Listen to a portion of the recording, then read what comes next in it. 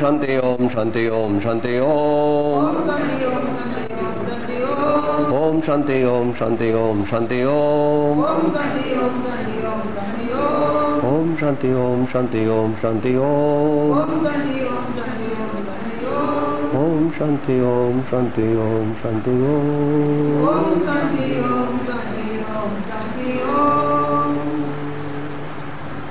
મોક્ષ માર્ગસ્ય નેતારમ ભેતારમ કર્મ બમૃતામ જ્ઞાતારમ વિશ્વતત્વાનામ વંદે તદ ગુણલબ્ધયે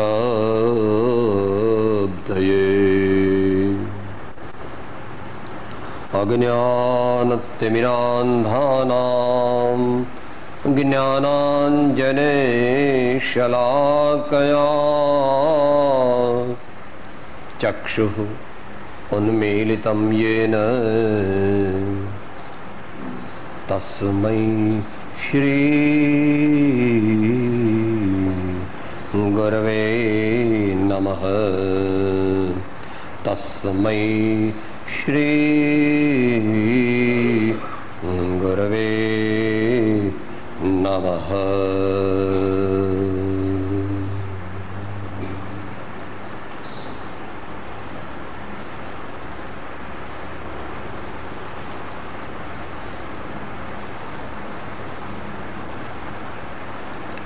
સ્વાધ્યાયમાં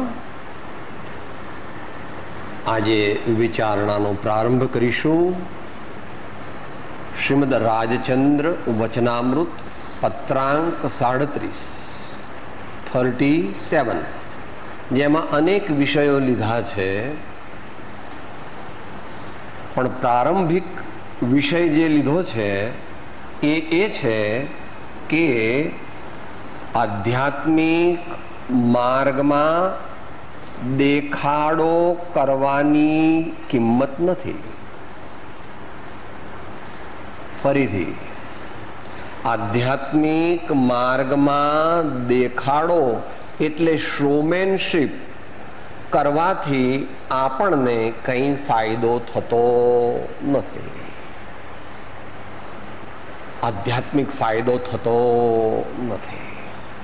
ખરેખર તો કોઈ ફાયદો થતો નથી. કારણ કે જે મનુષ્ય માયાના ભાવ કરે એને પાપ જ બંધાય. એ વિષય પહેલા લેવાના છે, તો પ્રારંભ કરે છે. મુંબઈથી લખાયેલો પત્ર છે, 1944. શીર્ષક, હેડિંગ: પાર્શ્વનાથ પરમાત્માને નમસ્કાર.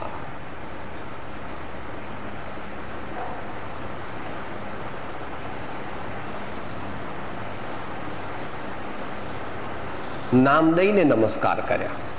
એમનેમ પણ નમસ્કાર કરે એવો કઈ નિયમ નથી.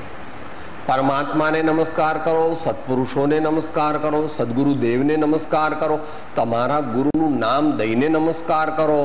પણ તમારો ભાવ તે વખતે કેવો હોવો જોઈએ? આપણો ભાવ જો સારો હોય તો આપણું કલ્યાણ થાય. આખો મોક્ષ માર્ગ જે છે તે નિશ્ચયની અપેક્ષાએ શુભ અશુભ ભાવો ઉપર આધારિત છે. બંધ માર્ગ કે મોક્ષ માર્ગ ભાવો ઉપર આધારિત છે.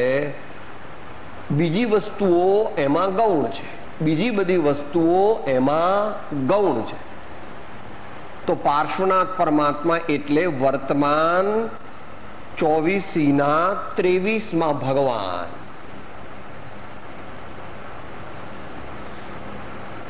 બનારસ જે પ્રસિદ્ધ શહેર છે, યુપી સંયુક્ત પ્રાંત, તેના બનારસ નામના પવિત્ર શહેરમાં તેના રાજાને ત્યાં અશ્વસેન અથવા વિશ્વસેન 2 નામ હતા, અને વામા માતા એમની બાનું નામ હતું. એવા મહાન ધર્માત્મા અવતર્યા અને પરમાત્મા બની ગયા. ધર્માત્મા ત્યાં અશ્વસેન રાજાને ઘેર આવ્યા અને પોતાના મહાન પુરુષાર્થથી અને આગળની આરાધનાના અનુસંધાનથી પરમાત્મા બની ગયા. તો કે સાહેબ, આ પાર્શ્વનાથ ભગવાનનું આમ નામ વધારે કેમ સંભળાય છે? આપણે એનો અર્થ એવો લેવો કે આપણે બધા લોખંડ જેવા છીએ. આપણે ભગવાનનો સ્પર્શ કરવો તો આપણા જેવા કંઈક સારા બની જાય. આપણે કેવા છીએ અત્યારે? હમણાં ગાયું બેને આખું પદ, બરાબર ને? આપણે માનીએ કે ના માનીએ, આપણે કેવા છીએ એ 20 દોરામાં પણ બોલીએ છીએ. આપણને એનો ભાવ તે વખતે ભાસતો નથી. ક્ષમાપના બોલીએ છીએ પણ એનો ભાવ ભાસતો નથી. આપણી ભૂલ ઉપર નજર જતી નથી, એટલે આપણી ભૂલ એમની એમ ચાલ્યા કરે છે. તો ભૂલ ઘટવી જોઈએ. આપણી ભૂલ, આપણા દોષ ઘટવા જોઈએ અને આપણી સુધારણા, આપણા સદગુણો વધવા જોઈએ. તો આપણી દશા સાચા મોક્ષ માર્ગને અનુરૂપ બને. એમાં પછી કોક વાર એવું થાય, લાંબો માર્ગ કેવો છે? લાંબો. એટલે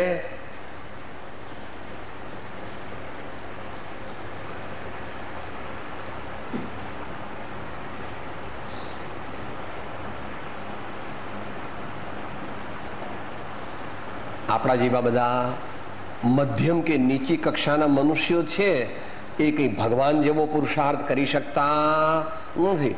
પણ જેટલો બને તેટલો કરવો. એટલે આપણી સાધનાનો ગ્રાફ કોઈ દોરે તો કેવો થાય?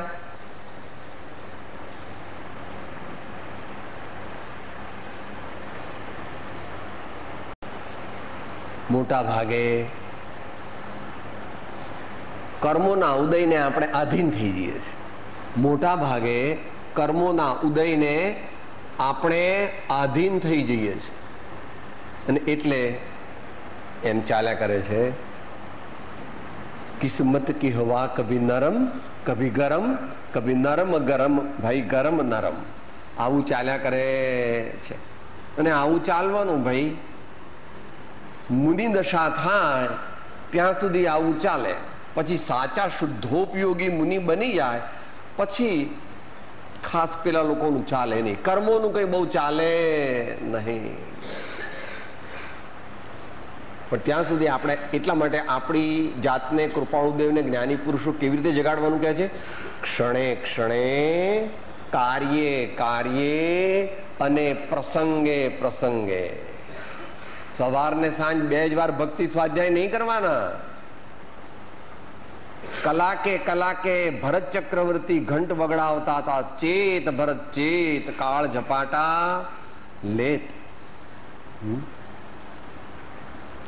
તો પાર્શ્વનાથ આપણે એમનો સ્પર્શ કરીએ એટલે આપણે એમના શરણે જઈએ એટલે એમનું સ્વરૂપ ઓળખીને એમની આજ્ઞા પ્રમાણે આપણે ચાલીએ તો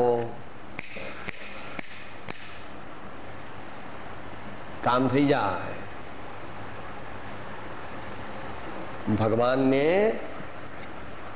પેલા અર્ઘ્ય ચડાવીએ છે ને ત્યારે કેવી રીતે બોલીએ છીએ?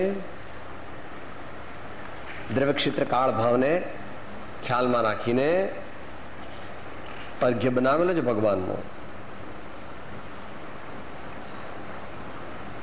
शुचि जल फलादिक द्रव्य लेकर अर्घ उत्तम कीजिए, भव भ्रमण भंजन हेतु प्रभु को पूज शिव सुख लीजिए। संसार विषम विदेश वत कलिकाल वन विकराल है। અત્યારે શું છે પરિસ્થિતિ? સંસાર વિષમ વિદેશ વત कलिकाल वन विकराल है। ताहा भ्रमत भविको सुखद पारस नाम धाम कृपाल है। ताहा भ्रमत भविको सुखद पारस नाम धाम कृपाल है।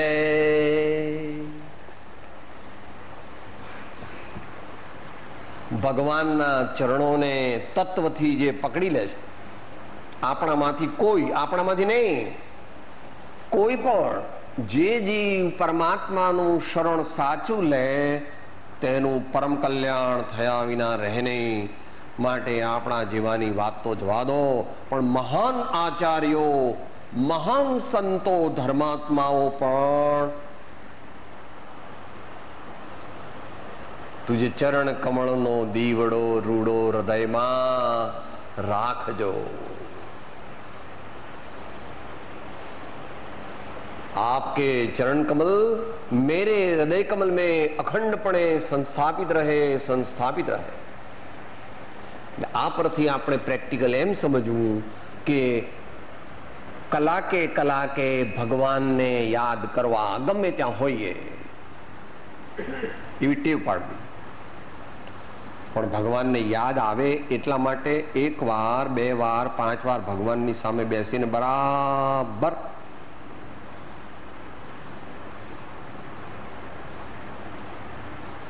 એમની મુદ્રા, એમના ગુણો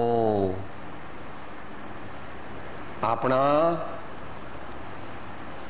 હૃદયની અંદર એટલા પાક્કા કરી નાખવા જોઈએ કે આંખ મીચીએ ને ભગવાન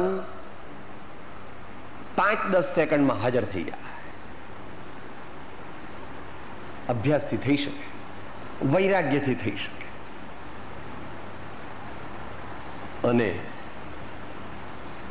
અંતરની સાચી શરણાગતિથી થઈ શકે, જે અકથ્ય છે. મહાપુરુષોએ એનું વર્ણન તો કર્યું છે, પણ પછી કહે છે બીજું કહીએ કેટલું. કર વિચાર તો પામ, અથવા કર ભક્તિ તો પામ, અથવા કર શ્રદ્ધા તો પામ, અથવા લે શરણાગતિ તો પામ. એટલે આનંદગંજી જેવાએ લઈ લીધી. કપટ રહિત થઈ આત્મ અર્પણા, કપટ રહિત થઈ આત્મ અર્પણા, આનંદ ઘન પદ રે ઋષભ જિનેશ્વર પ્રીતમ માહરો, પ્રીતમ માહરો, પ્રીતમ માહરો.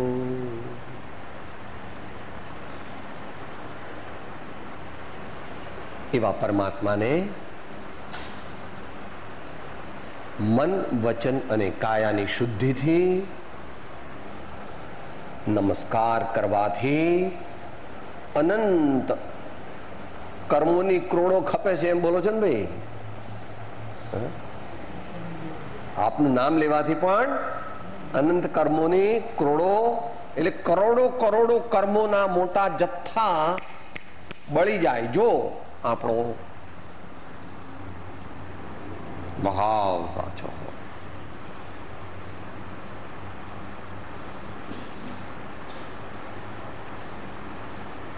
આગળ કહે છે, પ્રિય ભાઈ સત્યાભિલાષી ઉજમસિંહ રાજનગર નું નામ તો જૂઠાભાઈ હતું, પરંતુ એમનામાં શાશ્વત સત્યને પામવાની અભિલાષા જાગી એટલે એનું નામ, પોતે મહાકવિ હતા એટલે શું નામ કહ્યું? સત્યાભિલાષી.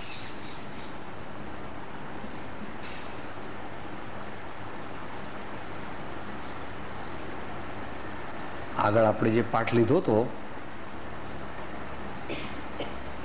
એની અંદર ભાગ્યશાળી કોણ? 47માં ભાગ્યશાળી કોણ? સૌથી ભાગ્યવાન દુનિયામાં કોણ? જેના અંતરમાં પરમાત્મ દર્શનની લગન લાગી, જેના અંતરમાં પરમાત્માના દર્શનની લગની લાગી, એ સૌથી ભાગ્યવાન છે.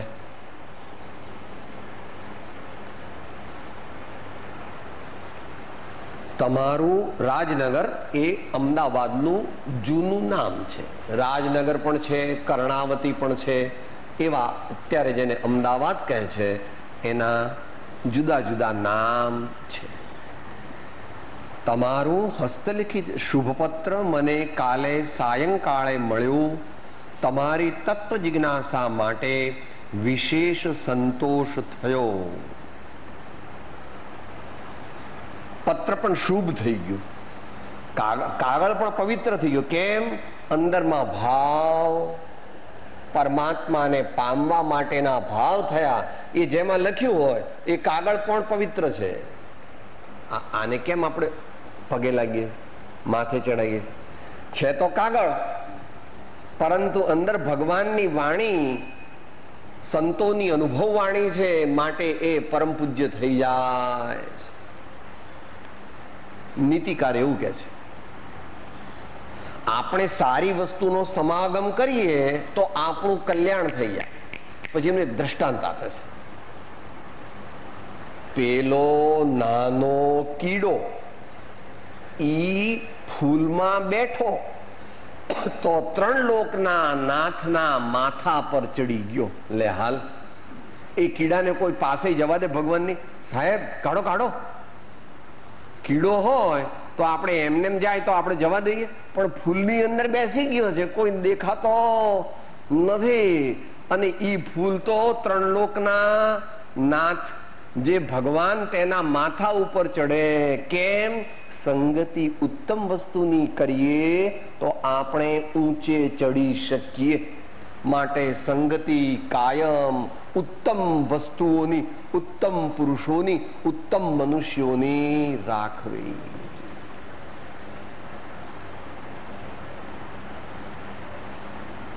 તો એ પત્ર પણ કહે છે, શુભ પત્ર મને કાલે સાયંકાળે મળ્યું. તમારી તત્વ જિજ્ઞાસા માટે વિશેષ સંતોષ થયો.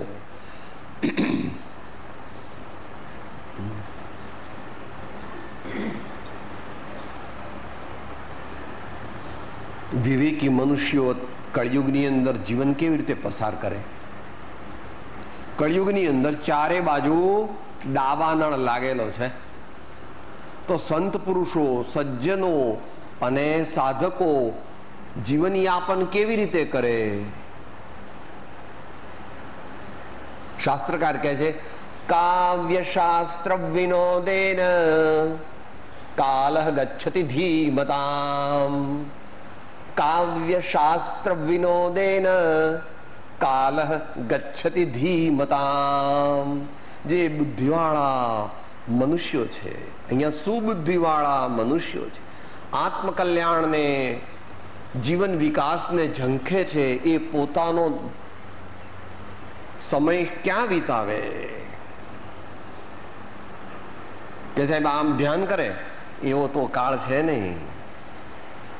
ધ્યાન થઈ શકે 1 કલાક 2 કલાક અધધ.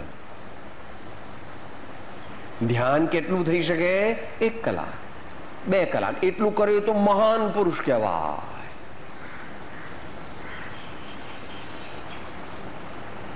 સંપ્રદાયની અપેક્ષા એ 3 વાર કરે તો 2.25 કલાક લગભગ થયા. કેટલા થાય? પોણા ગુણ્યા 3, 45 ને 3 ગુણો એટલી મિનિટ આશરે. લગભગ 2.25 કલાક થયા, થોડી મિનિટ ઉપર. એ કોણ કહેવાય?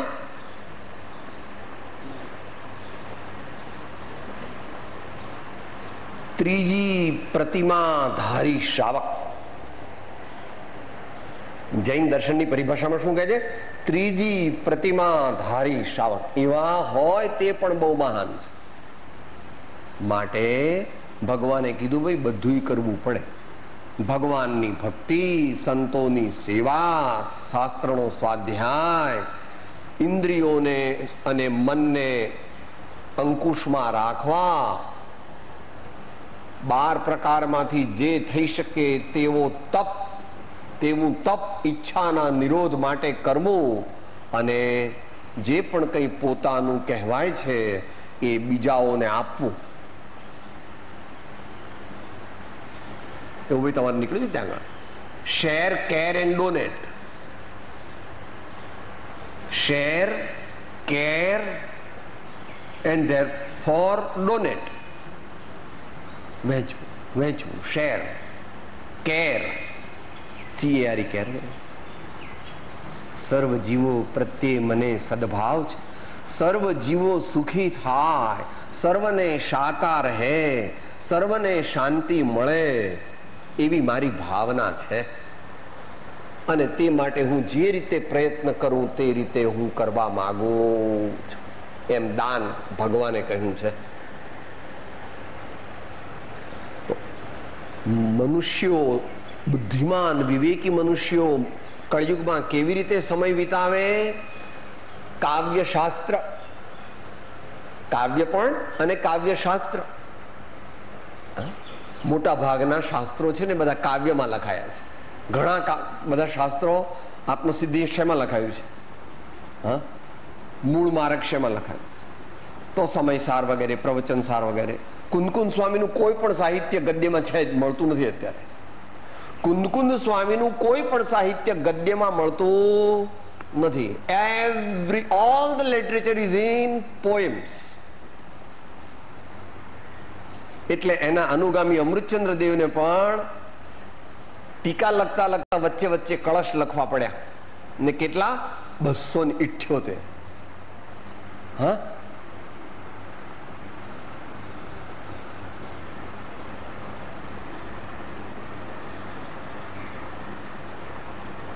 પોતે આમ ટીકા લખે ને જરા વધારે મૂળમાં આવી જાય એટલે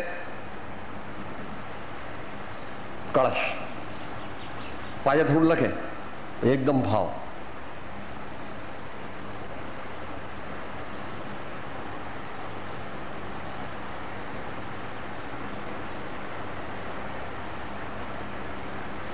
એવી રીતે વચનામૃતનો પ્રારંભ થાય છે. બરાબર ભાઈ? એ રીતે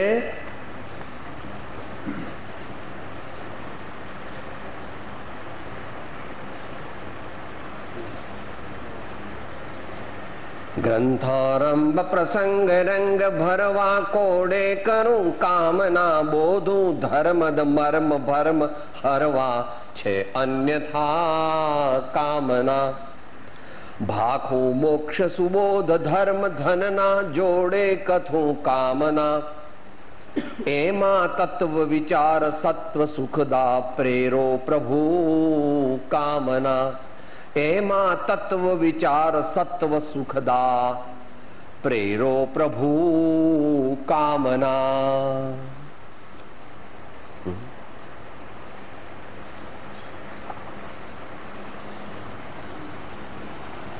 તો કાવ્ય શાસ્ત્ર વિનોદેન કે સાહેબ એવું લખ્યું, એવું કેમ લખ્યું? મનુષ્ય ભાવમાં પણ કોઈ રીતે પોતાના ચિત્તને હળવું તો કરવું પડે છે. પોતાના ચિત્તને હળવું તો કરવું પડે છે. હા, માટે જ્ઞાનીઓએ એલાઉડ કર્યું છે. નિર્દોષ સુખ નિર્દોષ આનંદ લ્યો ગમે ત્યાંથી મળે એ દિવ્ય શક્તિ માન જેથી જંજીરેથી નીકળે. એ આપણે એકવાર લીધું છે. કોઈ સાત્વિક આનંદ મનોરંજનનું એવું યોગ્ય નિષ્પાપ નિષ્કલંક એવું સાધન શોધી કાઢવું. એ પોતપોતાની યોગ્યતા, પોતપોતાની તાસીર, પોતપોતાના પૂર્વ સંસ્કાર અને ગુરુદેવની આજ્ઞા એ પ્રમાણે જુદું જુદું હોઈ શકે છે. મુનિજનો પણ આવી ધર્મ વાર્તામાં, આવા ભગવાનની ભક્તિમાં મસ્ત થઈને પોતે આનંદ મેળવી લે છે. પેલો આનંદ નહીં, પેલો તો જુદો. આ તો સાત્વિક આનંદની વાત થાય છે. આ તો સાત્વિક આનંદની વાત થાય છે. તાત્વિક આનંદ જે છે એ જગતના જીવોની બુદ્ધિમાં પણ બેસે એવો નથી. એને માટેની એક અંગ્રેજી કહેવત છે, મૂળ તો ફ્રેન્ચ કહેવત છે, પણ એનું અંગ્રેજી ટ્રાન્સલેશન એ પ્રમાણે છે: there is more of gravity than gaiety in true happiness. There is more of gravity, ગંભીર, there is grave કહીએ ને આપણે, there is more of gravity than of gaiety. gaiety એટલે ઉછાછળાપણ, shallowness. એવું હોતું નથી. એને ટ્રેસ કરીને આગળ ગુજરાતીમાં કહેવત પણ આવી, ભલે વ્યવહારિક કહેવત છે, મરદ તો મૂછમાં હસે. શું કહે છે? મરદ તો મૂછમાં હસે. There is more of gravity than of gaiety in true happiness.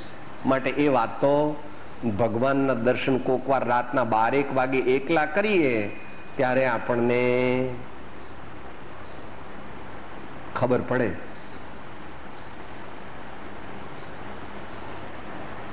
એવું 76-77 એક ચંપકભાઈ મોડાસાના હેડ માસ્ટર આવતા હતા. આપણે એન્યુઅલ વાર્ષિક શિબિર હોય ને એની અંદર એ ગાતા હતા ને ભાઈ, મરક મરક મુખ મલકે છે. ભગવાન કેવા છે? મરક મરક મુખ મલકે છે. જરાક ભગવાનનો હોઠ અંદરમાં એટલો બધો આનંદ આવ્યો ને, એટલે અહીંથી આમ ઓવરફ્લો થઈ ગયો તો જરાક આમ થઈ ગયું. સૌમ્ય સ્મિત, સૌમ્ય હાસ્ય જે છે એ નહીં. હાસ્ય તો ભાઈ તમે બધા વિદ્વાન બેઠા છો એટલે કહો સાહેબ નો કશાય છે, એ વાત બરાબર છે સિદ્ધાંતની અપેક્ષા. ભગવાન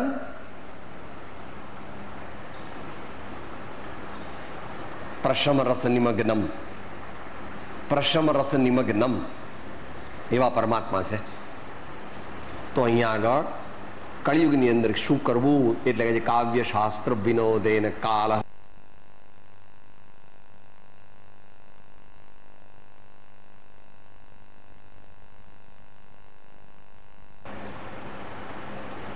આપણે એન્યુઅલ વાર્ષિક શિબિર હોય ને એની અંદર એ ગાતા હતા ને ભાઈ, મરક મરક મુખ મલકે છે.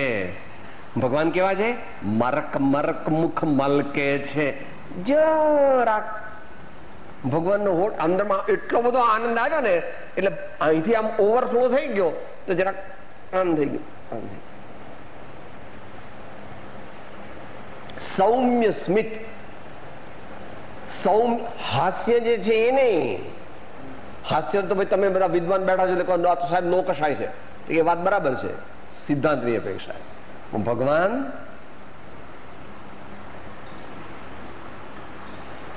પ્રશમ રસ નિમગ્નમ, પ્રશમ રસ નિમગ્નમ એવા પરમાત્મા છે. તો અહીંયા આગળ કળિયુગની અંદર શું કરવું એટલે કે કાવ્ય શાસ્ત્ર વિનોદેન કાલ ગચ્છતિ ધીમતા. હવે આગળ જે મુખ્ય મુદ્દો છે એ કહે છે, જગતને રૂડું દેખાડવા અનંતવાર પ્રયત્ન કર્યું, તેથી રૂડું થયું નથી. કેમ કે પરિભ્રમણ અને પરિભ્રમણના હેતુઓ હજુ પ્રત્યક્ષ રહ્યા છે.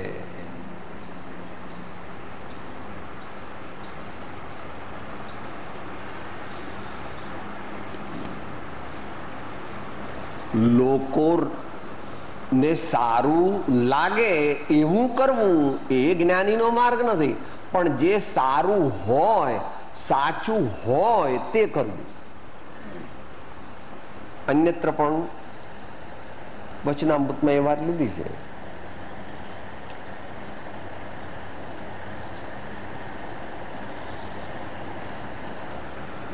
જગતને સાચું દેખાય તેવું મુમુક્ષુ ન કરે, પણ જે સાચું હોય તે કરે.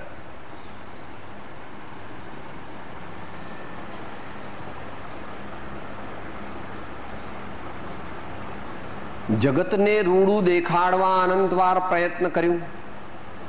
અહીંયા શાસ્ત્રીય પરિભાષા વાપરી. અનંતવાર એટલે તો આપણા જ્ઞાનનો વિષય નથી, મહાપુરુષોના અને શાસ્ત્રમાં કહેલી વાત છે.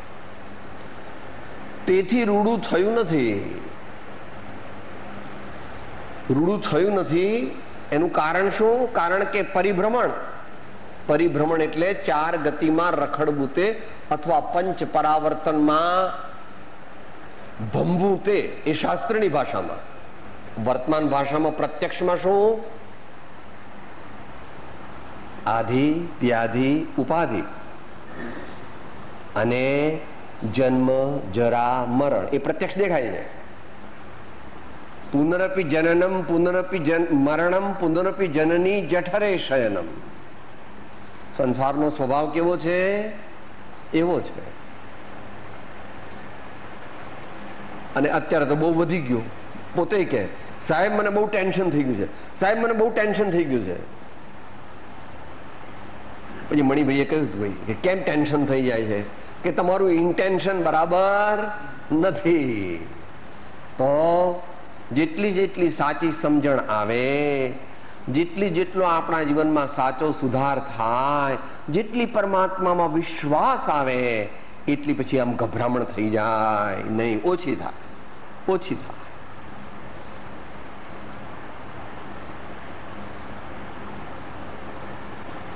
પરમાત્મામાં શ્રદ્ધા, મોક્ષ માર્ગમાં અતૂટ શ્રદ્ધા તે સમ્યક દર્શનનું પ્રથમ લક્ષણ અંગ કહ્યું છે. પ્રથમ અંગ કહ્યું નિશંકિત્વ. નિશંકિત્વ જે પ્રભુ કરશે તે મમ હિતનું એ નિશ્ચય બદલાય નહીં.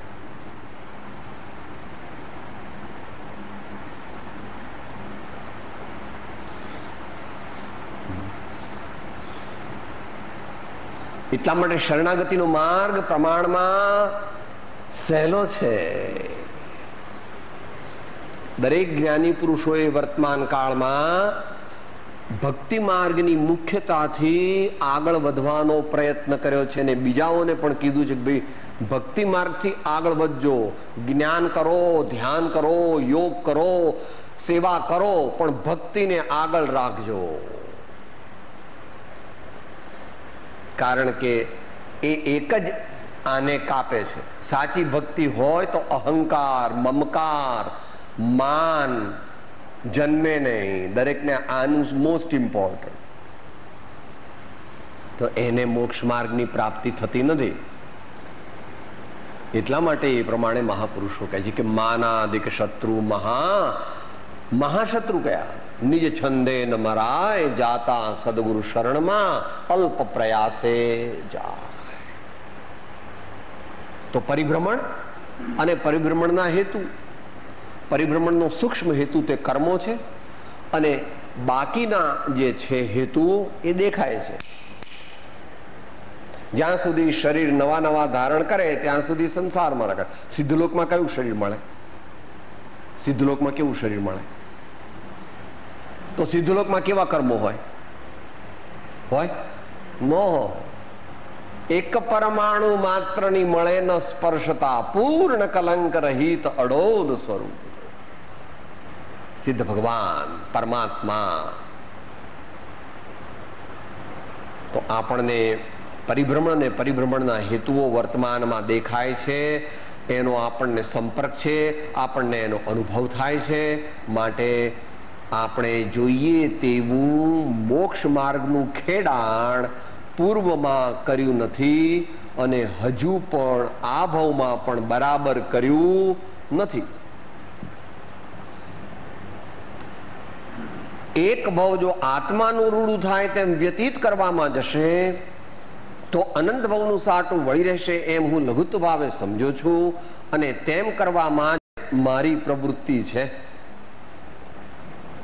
આ મહાબંધથી રહિત થવામાં જે સાધન પદાર્થ શ્રેષ્ઠ લાગે તે ગ્રહવા એ જ માન્યતા છે. તો પછી તે માટે જગતની અનુકૂળતા પ્રતિકૂળતા શું જોવી?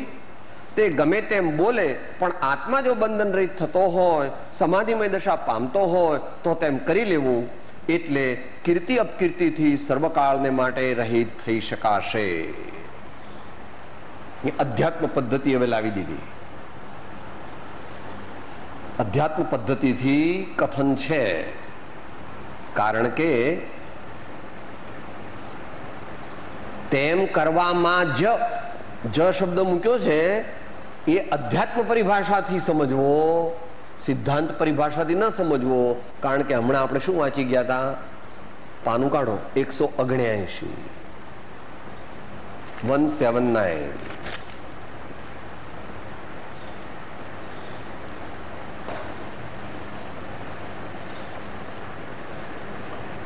ઉપરથી છઠ્ઠી લીટી. ભાઈ આમાં એવું છે એટલે 47માં આંકમાં જો 179 પાનું હોય તો ઉપરથી છઠ્ઠી લીટી, નહીં તો એ પત્રની નીચેથી ચોથી લીટી. તો પછી ધર્મ પ્રયત્નમાં આત્મિક હિતમાં અન્ય ઉપાધિને આધીન થઈ પ્રમાણ શું ધારણ કરવો? આ અધ્યાત્મ પદ્ધતિનું કથન. હવે સિદ્ધાંત લાવે છે. આમ છે છતાં દેશ, કાળ, પાત્ર, ભાવ જોવા જોઈએ. ખ્યાલ આવ્યો? આમ છે છતાં દેશ, કાળ, પાત્ર, ભાવ જોવા જોઈએ. આ વસ્તુ અહીંયા 37માં આંકમાં પણ લગાવવી. અને આપણે ન લગાવીએ તો પણ ઓટોમેટિક લાગી જાય છે, કારણ કે સિદ્ધાંત જે છે એને તમે ગૌણ કરી શકો છો, પણ એને ઓળંગી શકતા નથી.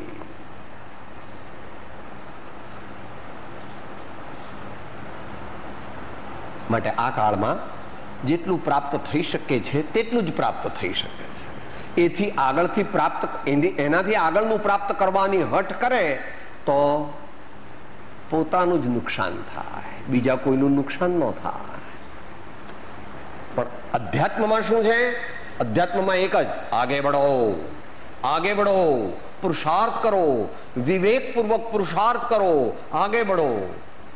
यही आज्ञा आचार्यों की रहेगी, यही आज्ञा ज्ञानियों की है और यही रहेगी. કારણ કે મોક્ષ માર્ગમાં પુરુષાર્થની મુખ્યતા છે. કારણ કે મોક્ષ માર્ગમાં અધ્યાત્મની અપેક્ષાએ પુરુષાર્થની મુખ્યતા છે.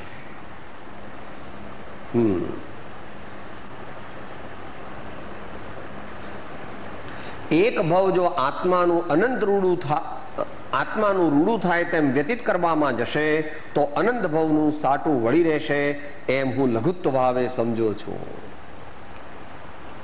ખરેખર તો ગુરુત્વ ભાવથી સમજો છો, પણ કહે છે શું?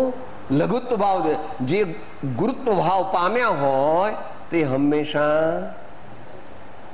કોઈ મનુષ્ય કેટલો મહાન છે તે જાણવું હોય અંતરથી, તો આપણે એ કેટલો વિનયી, નમ્ર અને અંતરથી કેટલો સરળ છે એટલો એ મહાન છે.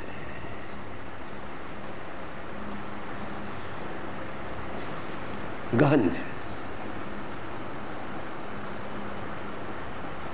254માં આંકમાં એટલા માટે આત્મજ્ઞાનને રોકનારા કારણમાં શું કહ્યું? પરમ વિનયની ઓછાઈ. પરમ વિનયની ઓછાઈ.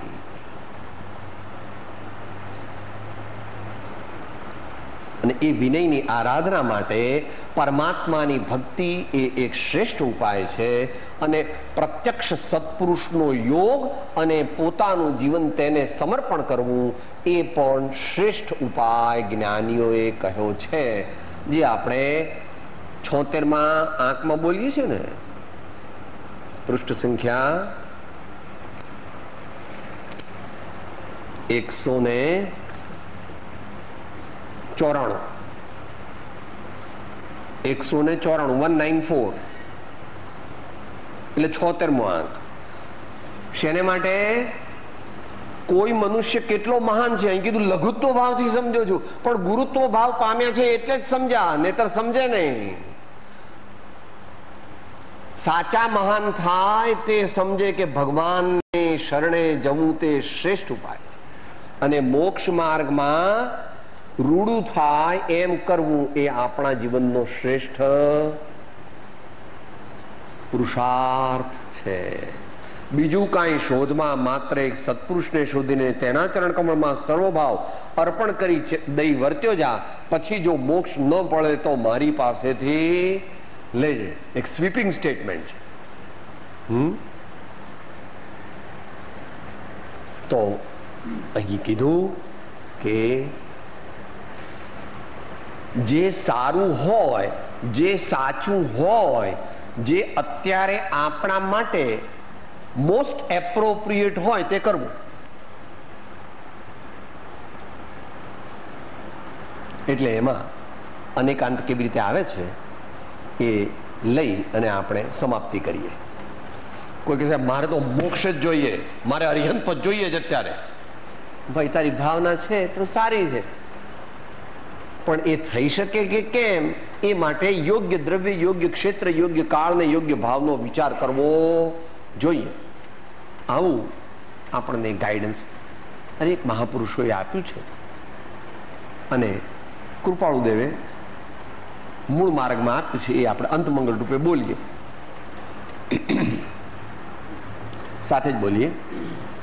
લિંગયને ભેદો જે વ્રતનારે, દ્રવ્ય દેશ કાળાદિ ભેદ મૂળ માર્ગ સાંભળો જીનનો રે. પણ જ્ઞાનાદિની જે શુદ્ધતા રે, તે તો ત્રણે કાળે આ ભેદ મૂળ માર્ગ સાંભળો જીનનો રે. મૂળ માર્ગ સાંભળો જીનનો રે. સદગુરુ પરમ કૃપાળો ત્રિલોકનાથ.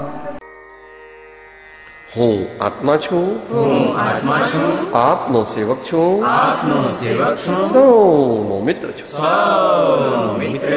હું આત્મા છું, આપનો સેવક છું, સૌનો મિત્ર છું. હું આત્મા છું, આપનો સેવક છું, સૌનો મિત્ર છું.